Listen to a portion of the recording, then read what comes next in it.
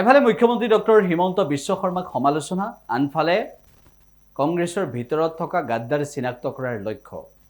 এফালে এনএছইউৰ জৰিয়তে কংগ্ৰেছত ভুমুকি মৰাৰ পিছত কংগ্ৰেছৰ হৈ সেৱা আগবঢ়োৱাৰ কথা, আৰু আনফালে ধুবুৰী লোকসভা সমষ্টিৰ ৰাইজৰ বাবে কি কৰিম কি নকৰিম বা কেনেদৰে আগবঢ়াৰ প্ৰচেষ্টা, সেই সকলোবোৰ কথা ধুবুৰী লোকসভা সমষ্টিৰ সাংসদ ৰকিবুল হুছেইনৰ মুখত শুনিবলৈ পোৱা গ'ল।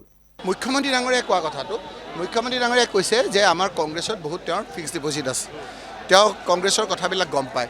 গতিকে কংগ্ৰেছৰ যিসকল তেনেকুৱা লোক আছে সেই লোকসকলক চিহ্নিত কৰি, মই কোৱা কথা নহয়, এইটো ৰাহুল গান্ধী ডাঙৰীয়াই কৈছে, গুজৰাটত কৈছে যে এই লোকসকলক যিসকলে কংগ্ৰেছত থাকি কংগ্ৰেছৰ বিৰোধিতা কৰে, যিসকলে কংগ্ৰেছৰ লগত থাকি আমাৰ খবৰবিলাক দিয়ে, সেই লোকসকলক চিনাক্ত কৰি আমি কংগ্ৰেছটো আমি পৰিষ্কাৰ কৰিব লাগিব বুলি ৰাহুল গান্ধী ডাঙৰীয়াই যিটো কথা কৈছে সেই কথাটোকে মই দোহাৰিছোঁ। আমাৰ ইয়াতো যদি তেনেকুৱা কোনো লোক আছে সেই লোকসকলক চিহ্নিত কৰি আমি কংগ্ৰেছটো কেইজনমান মানুহে কৰোঁ। ৰাইজে ভাবি আছিল, আপোনালোকে জানে যে 126টা সমষ্টিত প্ৰাৰ্থী পোৱা নাছিল 1991ত, ৰাইজৰ এনেধৰণৰ এটা পৰিৱেশ হৈছিল, কিন্তু ৰাইজৰ মনত ক্ষোভ আছিল, দুখ আছিল। তাৰ পৰৱৰ্তী সময়ত অসমৰ ৰাইজে 126টা কেণ্ডিডেট দিব নোৱাৰা অৱস্থাত কংগ্ৰেছক ছাপোৰ্ট কৰিছিল আৰু কংগ্ৰেছৰ নেতৃত্বত আপোনাৰ চৰকাৰ হৈছিল হিতেশ্বৰ শইকীয়া ডাঙৰীয়াৰ দিনত। আমি কৈছোঁ যে যিকেইজনে কংগ্ৰেছ থাকোঁ, আমি হিমন্ত বিশ্ব শৰ্মাৰ এই যিবিলাক কথা বতৰা, যিবিলাক আপোনাৰ ফিক্সড ডিপজিটৰ কথা বতৰা, সেইবিলাকৰ পৰা মুক্ত হৈ থাকিব লাগে আৰু সেইবিলাকৰ কাৰণে কোনো অসুবিধা নাই। সেইবিলাক আমাৰ বিভিন্নজনে বিভিন্ন ধৰণেৰে হিমন্ত বিশ্ব শৰ্মাৰ লগত যোগাযোগ ৰাখে। সেই কথাবিলাক আমি চিহ্নিত কৰি আমি যদি দুই একক তেনেধৰণে ব্যৱস্থা লওঁ, তেতিয়াহ'লে আপোনাৰ এই কথাবিলাকত আমাৰ যিবিলাক এনএছইউ ল'ৰা আছে, ইউথ কংগ্ৰেছ আছে, যিসকলে নিষ্ঠাৰে আমাৰ মহিলা কংগ্ৰেছৰ কাম কৰি আছে, সেৱা দলৰ কাম কৰি আছে, গাঁৱে ভূঞে হিমন্ত বিশ্ব শৰ্মাৰ লগত যুঁজি আছে, হিমন্ত বিশ্ব শৰ্মাৰ বিভিন্ন উদ্ভণ্ডালিৰ বিৰুদ্ধে যুঁজি আছে, সেই লোকসকলে উদগনি পাব। সেইকাৰণে আমি কৈছোঁ যে যি দুই এক এতিয়া আমাৰ মাজত তেনেকুৱা ব্যক্তি আছে বুলি আছে সেই দুই এক ব্যক্তিকো আমি চিহ্নিত কৰি তেওঁলোকৰ বিৰুদ্ধে ব্যৱস্থা লোৱাৰ মই পক্ষপাতি। এনএছইউৰ দিনবোৰলৈ মনত পৰিলে মোৰ নিজকে ডেকা ডেকা লাগে, কাৰণ ইয়াতকৈও বেছি প্ৰতিকূল পৰিৱেশত মই এনএছইউৰ ৰাজ্যিক সভাপতি হৈছিলোঁ। সেই সময়ত প্ৰয়াত হিতেশ্বৰ শইকীয়া ডাঙৰীয়া মুখ্যমন্ত্ৰী আছিল। সেই সময়তে বিমল ভূঞা নামৰ এজন আমাৰ ইণ্টেলেকচুৱেল বুদ্ধিজীৱী প্ৰফেচাৰ আছিল।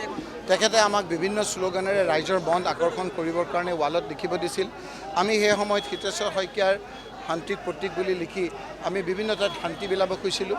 সেই সময়তে পাৰ আমি উৰুৱাব বিচাৰিছিলোঁ হাতত দি। সেই সময়তে এদিন বিমল ভূঞা ডাঙৰীয়াক হত্যা কৰা হৈছিল আৰু তাৰ আঁৰতো আজি যিসকলৰ টিগিল ঘিলনি আছে সেইসকল থকা বুলি বহুতে সন্দেহ কৰিছিল। আৰু এই মানৱেন্দ্ৰ শৰ্মা আজি কমপ্লেক্সটোত অহাৰ লগে লগে আমাৰ কথা মনত পৰে যে মানৱেন্দ্ৰ শৰ্মা ডাঙৰীয়া এজন কংগ্ৰেছৰ জেনেৰেল ছেক্ৰেটাৰী আছিল, এটা সম্ভ্ৰান্ত পৰিয়ালৰ তেওঁ ব্যক্তি আছিল। তেওঁ অসমৰ সকলোৰে ইয়াৰ আমঠু আছিল, সকলোৱে তেওঁক ভাল পাইছিল, জাতি ধৰ্ম বৰ্ণ ভাষা নিৰ্বিশেষে সকলোৱে ভাল পাইছিল। আৰু তেওঁ এনেকুৱা ধৰণৰ বিশ্বাস আছিল অসমৰ ৰাইজৰ প্ৰতি যে তেওঁ সেই সময়ত কংগ্ৰেছৰ লোকসকলক আলফাই মাৰিম বুলি কোৱা স্বত্তেও তেওঁ চিকিউৰিটি নল'লে। তেওঁ কৈছিল যে মোক কোনে মাৰিব, মই কাৰ অন্যায় কৰিছোঁ, মই অসমখন সামগ্ৰিকভাৱে অসমৰ উন্নয়নৰ কথা কৈছোঁ। কিন্তু তেওঁ এদিন ঘৰত নাথাকা অৱস্থাত কলিং বেল মাৰি এজনে কোনোবাই ক'লে যে তেওঁ আছে নেকি, সুধিলে। সোধাৰ পিছত যেতিয়া তেওঁৰ পত্নীয়ে তেখেতক ক'লে যে তেওঁ বজাৰলৈ গৈছে, অলপ সময়ৰ পিছতেই তেখেতৰ বজাৰৰ মোনাটোৰ সৈতে লাও আলু আদি পৰি থকা অৱস্থাত তেখেতক বুকুত গুলিয়াই দিলে আৰু উজান বজাৰত কেঁচা তেজ পৰি আছিলে। সেই কথা বতৰাবিলাকত কোন জড়িত আছিল কোন নাই সকলোৰে মুখত সেই সময়তে চৰ্চা হৈছিল। কিন্তু সেইটো কোনো ধৰণৰ বিচাৰ নোহোৱাৰ কাৰণে মানুহে ভাবে যে সংবিধানে আমাক কিছুমান ব্যৱস্থা কৰি থৈ গৈছিল যে চোৰক চোৰৰ নিচিনা শাস্তি দিব লাগে, ডকাইতক ডকাইতৰ নিচিনা শাস্তি দিব লাগে, আৰু যদি নিদিয়ে তেতিয়াহ'লে চোৰে বেছিকৈ চুৰ কৰে, ডকাইতে বেছি ডকাইতি কৰে।